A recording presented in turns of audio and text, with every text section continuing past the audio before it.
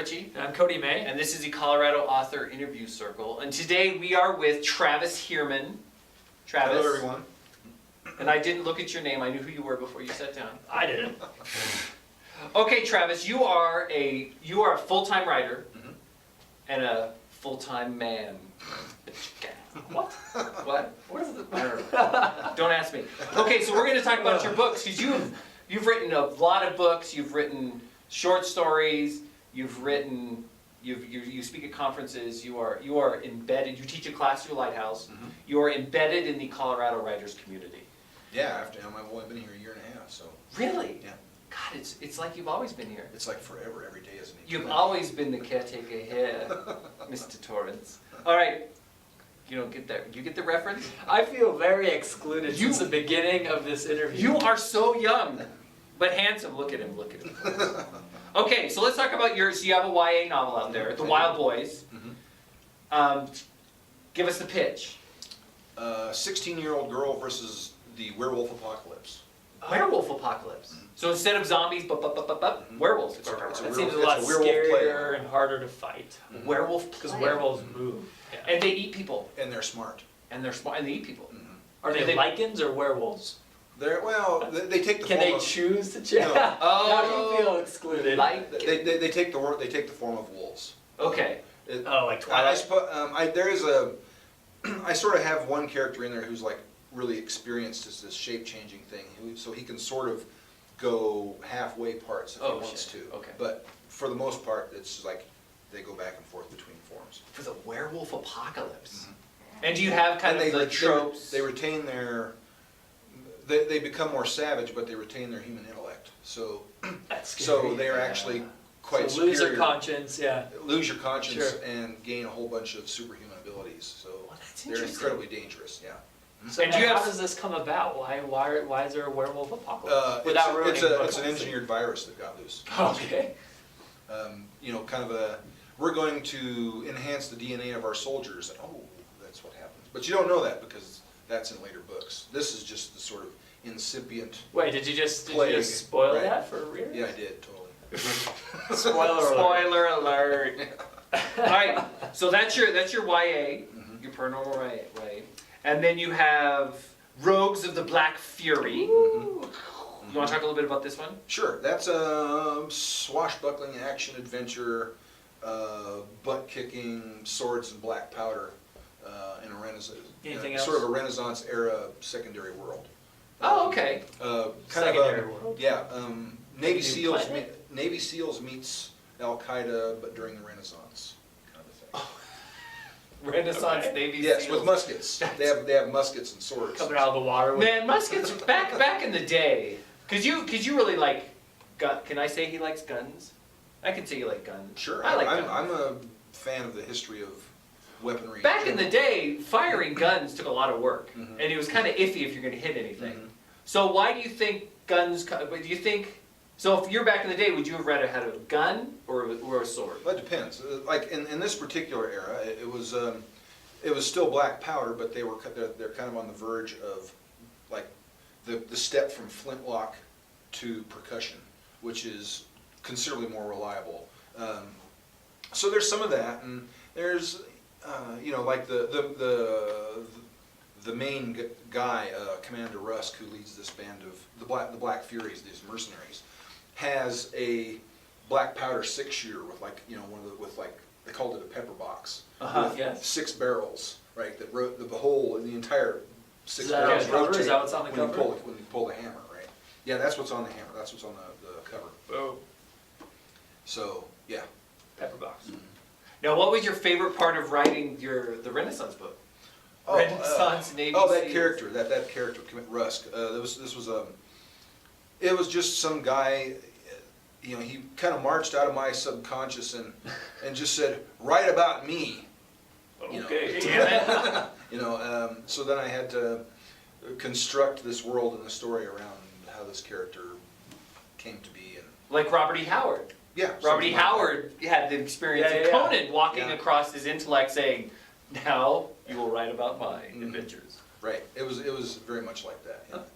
And he's very much a Conan-like character. He's larger than life, he's not the protagonist, because I kind of felt that he was so much larger than life that it would be better to have him portrayed through the eyes of somebody else. Sure.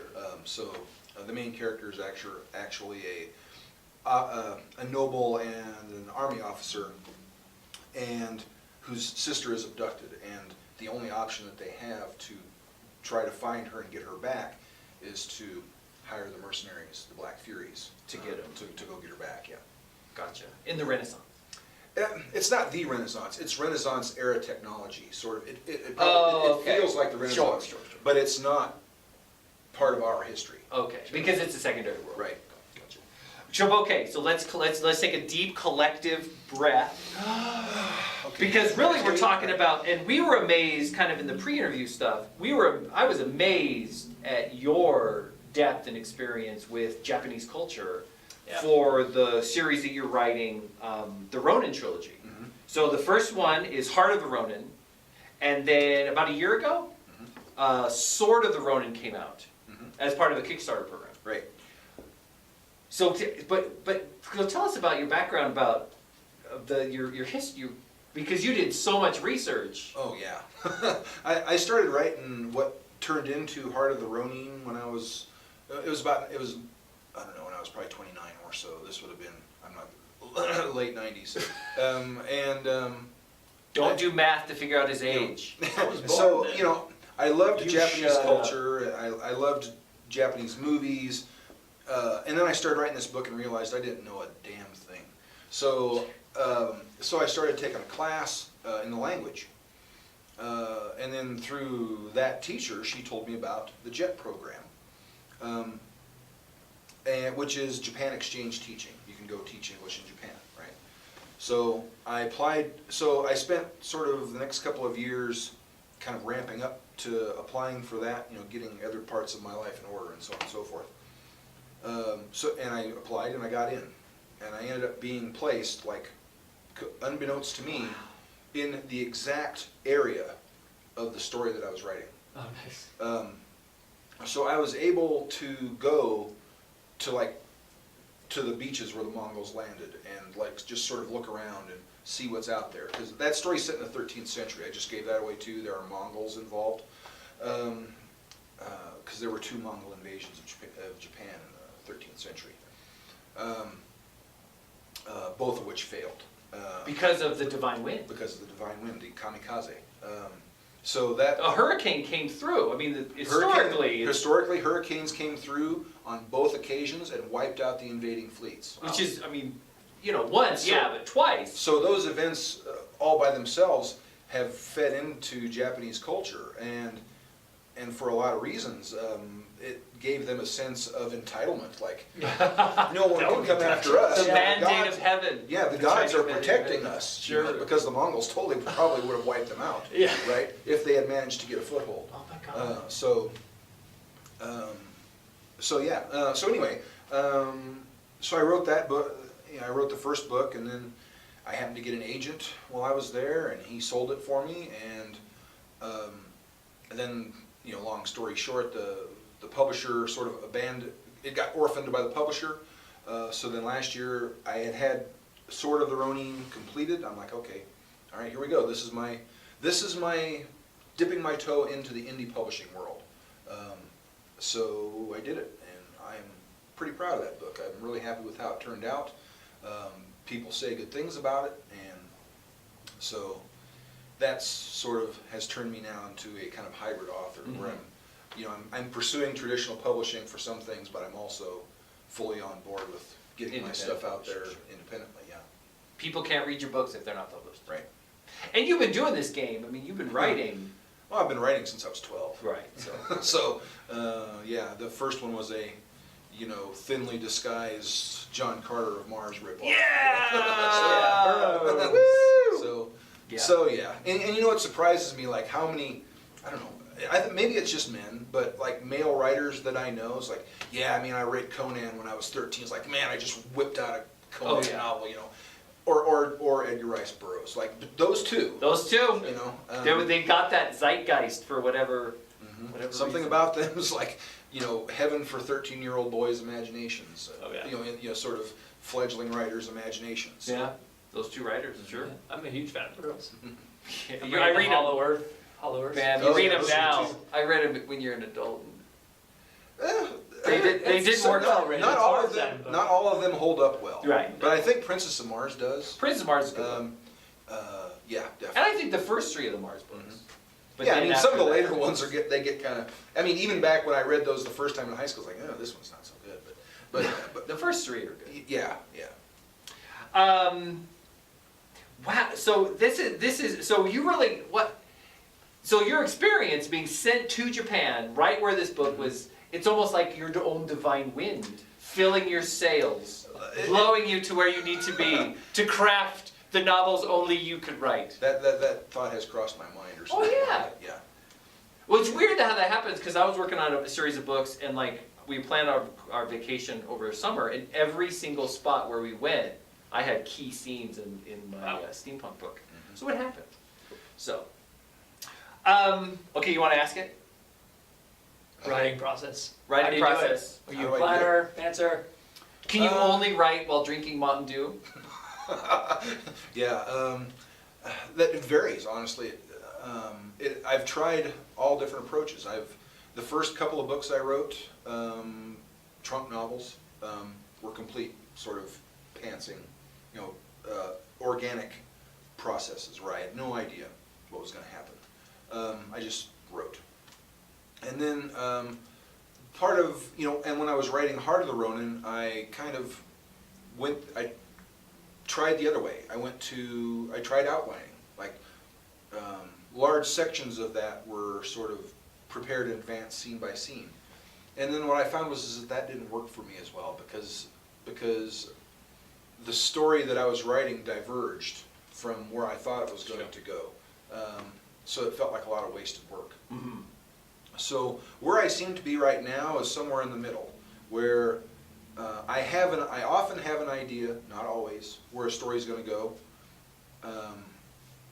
There are 2 novels I'm working on right now. I have vague ideas of what the endings are going to look like, but I have no idea how I'm going to get there. So I just write, and then as I'm writing or thinking about writing in between actual composition sessions, ideas for scenes will come to me, and then I'll have like a sketched out, 6 or 8 scenes in advance about what's going to happen next and next and next and next, right? And that sort of fills itself in as I go. Mm-hmm. All right, so it's not a hard or a complete outline. It just sort of fills itself in. Right. You're like me. I'm an evil mutant hybrid. So yeah, I pants and I plot. But I really have to have the end of the story. Oh yeah. I have to have that climax. Because that's where the sweet spot is. That Sure. moment where Spock is dying and I have to have Spock died in Star Trek 2.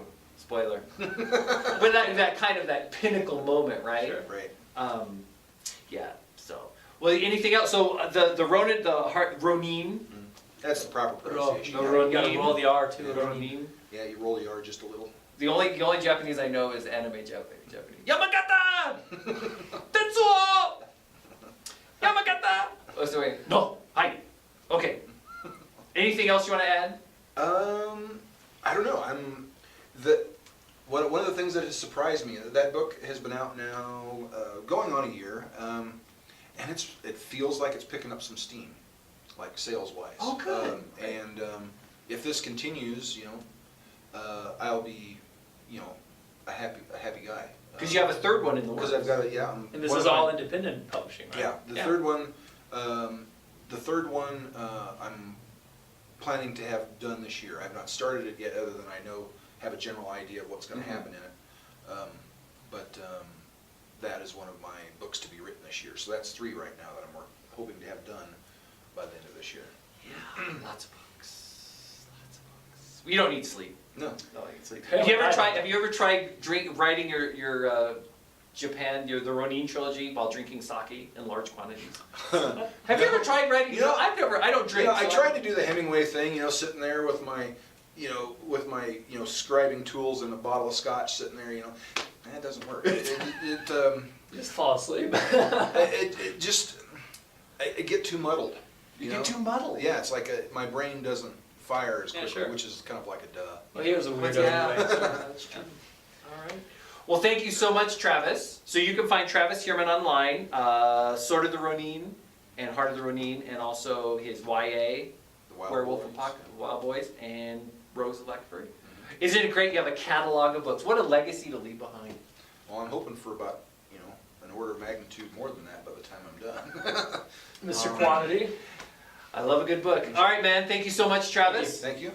This has been the Colorado Author Interview Circle. I'm Aaron Michael And Richard. I'm Cody May. And thank you very much.